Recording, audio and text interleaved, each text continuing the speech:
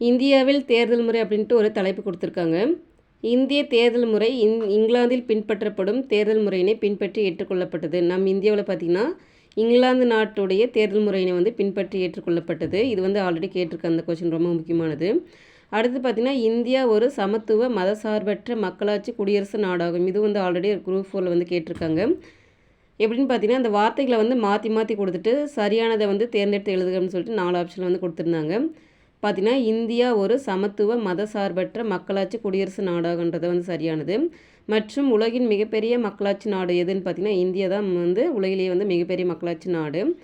தற்போதைய நவீன இந்தியாவானது பார்த்திங்கன்னா ஆகஸ்ட் மாதம் 15ஆம் நாள் 1947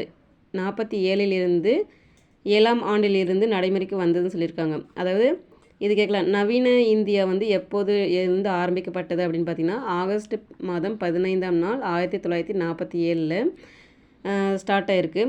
அடுத்து பார்த்திங்கன்னா இந்திய அரசியலமைப்பின் பகுதி 15 பார்த்திங்கன்னா 324 முதல் 329 வரையிலான பிரிவுகளில் கூறப்பட்டுள்ள பின்வரும் விதிமுறைகளுக்கு ஏற்ப நம் நாட்டில் தேர்தல் முறை வந்து அமைக்கப்பட்டிருக்கிறது அப்படின்னு சொல்லியிருக்காங்க.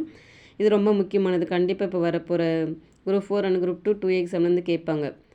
என்னென்னு கேட்பான்னு பார்த்தீங்கன்னா நம் நாட்டுடைய தேர்தல் முறை வந்து எந்த பிரிவிலிருந்து எந்த பிரிவு வரைந்து பிரிவு வந்து கூறப்படுகிறது அப்படின்னு பார்த்திங்கன்னா 324 முதல் 329 வரை வந்து சொல்லியிருக்காங்க.